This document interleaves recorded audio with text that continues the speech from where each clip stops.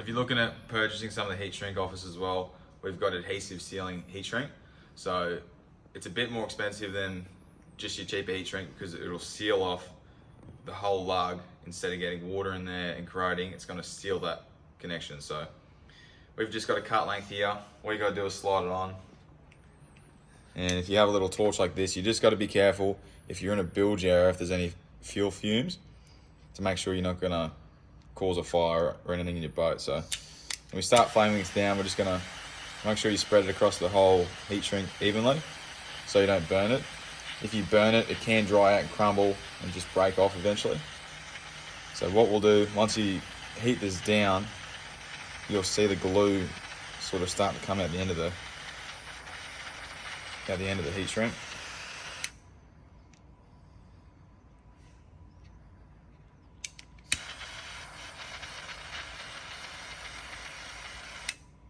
So as you can see on the bottom there, we've got a bit of glue coming up, and that means that now that adhesive is sealing that connection.